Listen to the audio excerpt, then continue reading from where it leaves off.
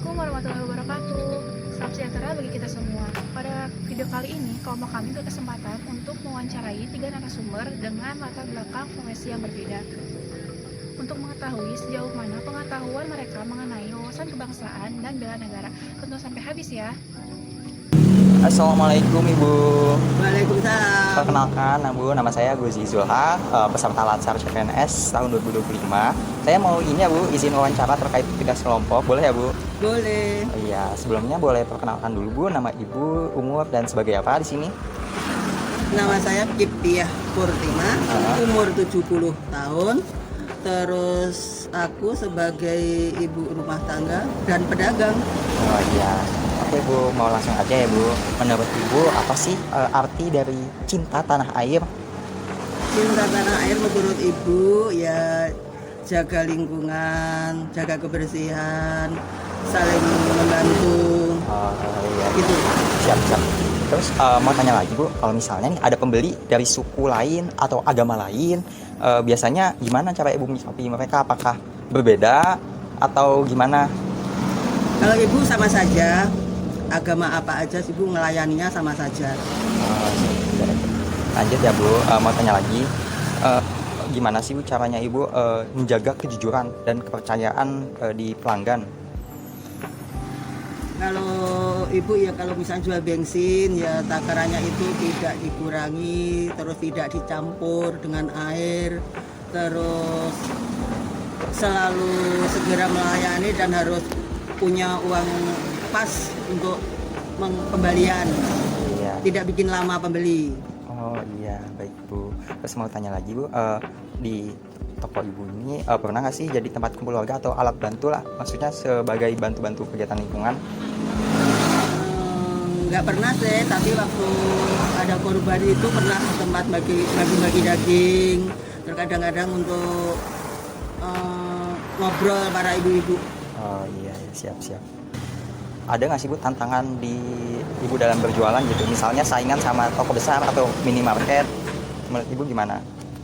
Banyak sih saingan, depan saya juga Alfamaret, Indomaret, terus yang jualan bensin juga sekitar 100 meter kanan kiri juga ada. Tapi saya tidak merasa tersandingi bahwa rezeki itu sudah ada yang ngatur.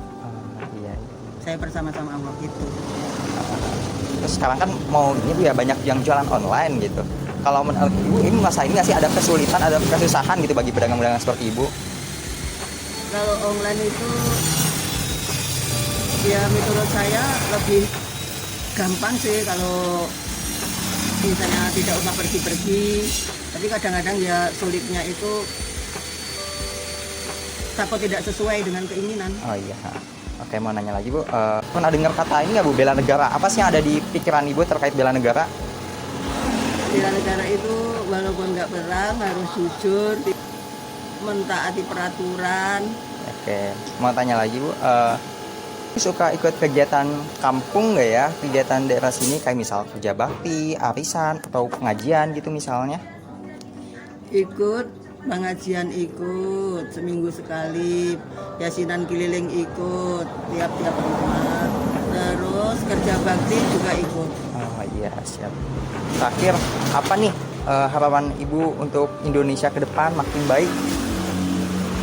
Ya semoga barang-barang itu selalu stabil, harganya tidak naik, terus rakyat semakin sejahtera. Oh iya, oke, cukup mungkin segitu Bu dari saya. Kurang lebih maaf, makasih banyak ya Bu. Ya sama-sama. Halo teman-teman semuanya. Hari ini kita akan melakukan wawancara dengan Bapak Fadil selaku dosen. Sebelumnya kita kenalan dulu yuk dengan Pak Fadil. Halo Pak. Halo. Boleh kenalan dulu Pak, dari mana? Halo, saya dari Universitas Kartamulia. Saya sebagai dosen di program studi Sistem Informasi di Universitas Kartamulia. Oke, boleh tanya-tanya sedikit ya Pak tentang wawasan kebangsaan. Boleh. Oke, yang pertama, menurut Bapak, apa sih arti wawasan kebangsaan itu sebagai seorang dosen? Nah, menurut saya, arti dari wawasan kebangsaan sebagai dosen itu adalah bagaimana sudut pandang kita dalam berkehidupan berbangsa dan bernegara di Indonesia yang harus berlandaskan terhadap Pancasila, Undang-Undang Dasar, kemudian NKRI, dan Bhinneka Tunggal Ika. Nah, sebagai dosen, gimana cara Bapak untuk menerapkan wawasan kebangsaan di kehidupan kampus? Oke, cara saya dalam melakukan hal tersebut adalah dengan mengintegrasikan nilai budaya lokal di dalam mata kuliahnya, dalam penelitian saya, dalam pengabdian kepada masyarakat saya, kemudian juga melakukan integritas moral kepada mahasiswa di lingkungan kampus, dan mempromosikan karya-karya mahasiswa sebagai karya-karya anak bangsa yang patut kita banggakan. Selanjutnya Pak, menurut Bapak bagaimana cara untuk menerapkan nilai-nilai Pancasila yang mudah dimengerti dan efektif bagi mahasiswa? Caranya dengan cara untuk dalam metode pembelajaran saya menggunakan metode pembelajaran project based learning, di mana project based learning ini adalah mahasiswa dan kita akan melakukan studi kasus, kemudian melakukan penelitian terhadap isu-isu yang ada di Indonesia berdasarkan baik isu dalam sisi iptek ya, dalam sisi ilmu pengetahuan dan teknologi. Kemudian kita juga melaksanakan keteladanan sebagai dosen dengan cara melakukan pengabdian kepada masyarakat yang harus berdampak kepada masyarakat itu sendiri. Contohnya dalam pendampingan UMKM misalnya, atau dalam pendampingan desa misalnya, dan lain sebagainya. Oke, nah kita sekarang akan melakukan wawancara yang kedua, yaitu tentang isu kontemporer. Menurut pengalaman Bapak selama mengajar, apa sih isu yang paling sering diangkat oleh mahasiswa saat ini? Nah baik, isu yang paling sering diangkat oleh mahasiswa saat ini itu adalah mengenai berita bohong atau hoax ya. Karena saya sendiri kebetulan mengajar sistem basis data, di mana bahwa data itu harus diambil dari sesuatu yang fakta dan tidak boleh diambil dari sesuatu yang tidak benar. Oke, nah gimana cara Bapak untuk memastikan kalau mahasiswa itu tidak mudah termakan hoax atau informasi yang belum benar kejelasannya? Baik, di dalam perkuliahan saya menjelaskan dengan metode 3C, yaitu adalah cek, cross-check, dan konteks. Artinya mahasiswa harus menilai ulang apakah data dan informasi yang didapatkan itu adalah sesuatu yang benar atau sesuatu yang tidak benar. Kemudian menekankan bahwa kepada mahasiswa baik data ataupun informasi itu diatur di dalam Undang-Undang ITE terkait kebenaran dan tidak benarnya. Nah, sekarang kita masuk ke tema yang ketiga, yaitu bela negara dan peran sebagai dosen. Yang pertama, bagaimana apa pesan Bapak kepada mahasiswa dalam menyikapi perbedaan dan konflik-konflik di media sosial? Baik, untuk metode saya dalam menghadapi konflik-konflik tersebut adalah saya membiasakan mahasiswa untuk bermusyawarah dengan cara memberikan mereka tugas berkelompok, belajar berkelompok agar mereka terbiasa untuk melakukan diskusi, terbiasa untuk melakukan musyawarah dan mencapai mufakat terhadap sebuah isu. Lalu yang kedua, saya menekankan kepada mahasiswa bahwa mahasiswa itu adalah tonggak bahwa penyatu bangsa, bukan penyulut dari sebuah konflik. Oke, yang terakhir nih, sebagai dosen, bagaimana komitmen pribadi Bapak dalam menjaga persatuan dan membangun negara ini sebagai seorang akademisi? Baik, komitmen saya tetap berkomitmen terhadap pendidikan, di mana mencerdaskan anak bangsa dalam agar mereka bisa kompeten di bidangnya, tapi tidak hanya kompeten di bidangnya juga, tapi mereka juga memiliki integritas, kemudian bagaimana cara berpikir yang nalar, kemudian berpikir kritis dan bermental Pancasila. Lalu yang kedua adalah dengan cara saya berkomitmen dalam penelitian, di mana penelitian saya ini relevan dengan isu-isu yang ada di negara yang mudah-mudahan menjadi solutif bagi isu-isu tersebut. Lalu yang ketiga adalah dengan cara melakukan komitmen terhadap pengabdian masyarakat, di mana pengabdian ini saya mengabdikan ilmu pengetahuan saya dengan cara memberikan pemberdayaan kepada masyarakat terutama. Oke, terima kasih Pak atas jawaban dan waktunya.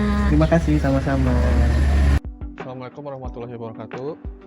Waalaikumsalam warahmatullahi wabarakatuh. Bu, gimana kabarnya, sehat? Alhamdulillah sehat.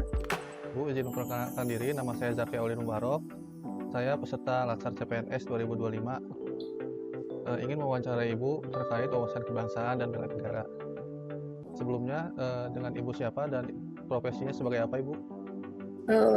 Izin memperkenalkan diri, saya Neneng Lia Marliawati.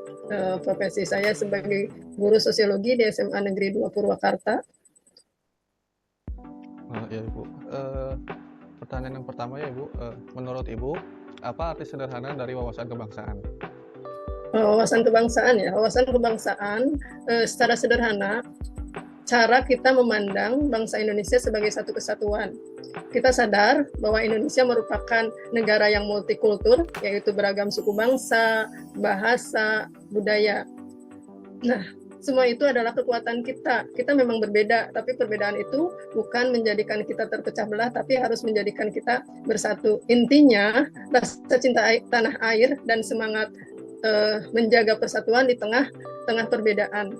Itu mungkin pengertian dari wawasan kebangsaan menurut saya. Ya Bu, selanjutnya Ibu, apa yang Ibu pahami tentang bela negara? Apakah itu tugas setiap orang, termasuk guru sekolah? Bela negara bukan berarti soal perang atau senjata, tapi bagaimana kita berkontribusi sesuai peran kita. Contoh, saya sebagai guru, saya berusaha menanamkan nilai cinta tanah air kepada siswa-siswa di sekolah, kemudian tanggung jawab, toleransi, disiplin. Itu merupakan bagian dari bela negara, membentuk generasi yang berkarakter dan peduli pada bangsanya. Itu saya rasa jawaban dari saya mengenai bela negara tersebut. Selanjutnya Ibu, dalam kegiatan mengajar, bagaimana Anda mendorong siswa untuk berkontribusi pada kemajuan bangsa? Cara kita berkontribusi terhadap negara untuk kemajuan bangsa berkaitan dengan siswa, yaitu diantaranya hal-hal yang sederhana, misalkan kita mengajak siswa untuk saling menghargai, bekerja sama, rajin belajar, disiplin, toleransi, supaya paham bahwa ilmu yang dipelajari bisa bermanfaat bagi masyarakat dan negara. Itu contoh nyata, walaupun kecil, nanti ke depannya anak-anak bangsa Indonesia, generasi penerusnya insya Allah menjadi generasi yang cemerlang. Ini generasi yang bisa diharapkan oleh bangsa kita, karena mereka sedari kecil mereka dididik atau diterpa mengenai ilmu, disiplin, dan tanggung jawab tadi. Itu mungkin jawaban dari saya. Ya, selanjutnya Ibu, apa cara termudah untuk mengajarkan kemampuan awal bela negara kepada siswa?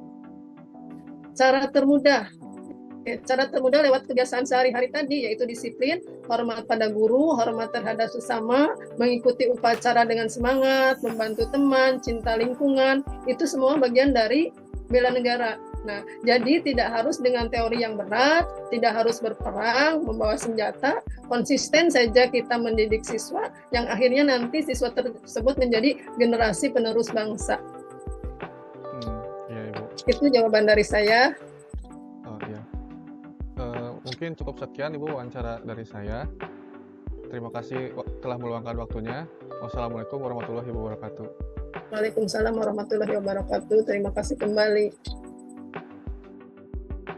Hasil wawancara ini secara tegas menunjukkan bahwa wawasan kebangsaan dan bela negara telah teraktualisasi dalam bentuk kearifan lokal, etos kerja, dan profesionalisme di tingkat masyarakat, bukan hanya dalam ranah teori formal. Dapat kita analisis berdasarkan informasi dari berbagai narasumber bahwasanya konsep bela negara tidak lagi dimaknai sebatas pertahanan militer, melainkan sebagai dedikasi, kejujuran, integritas, dan kontribusi nyata sesuai dengan profesi. Pedagang yang jujur, dosen yang kritis, dan guru yang mendidik karakter. Ini adalah fondasi ketahanan nasional non-militer. Respon narasumber pemilik toko menjadi contoh bahwa perdagangan adalah manifestasi paling murni dari Bhinneka Tunggal Ika di tingkat akar rumput, yang menjadi benteng pertahanan paling efektif melawan ancaman dan gangguan SARA yang sering dipicu di ranah isu kontemporer. Dosen berperan sebagai garda depan intelektual dengan menekankan berpikir kritis dan literasi digital. Pedagang menunjukkan ketahanan mental spiritual dan komitmen pada kualitas sebagai strategi adaptif. Guru berperan krusial dalam melawan individualisme dan apatisme dengan menanamkan nilai disiplin dan kontribusi dari hal-hal kecil. Secara keseluruhan, dapat disimpulkan bahwa pemahaman wawasan kebangsaan dan bela negara di lapangan bersifat fungsional, dan terintegrasi, yang menjadi modal sosial yang kuat dalam menghadapi spektrum AGHT atau ancaman, gangguan, hambatan, dan tantangan, seperti disinformasi, intoleransi, korupsi, hingga tantangan persaingan global yang cenderung memecah belah dan mengikis moralitas bangsa. Demikianlah hasil interview dari kelompok kami. Semoga esensi dari video ini dapat bermanfaat bagi kita semua. Wassalamualaikum warahmatullahi wabarakatuh.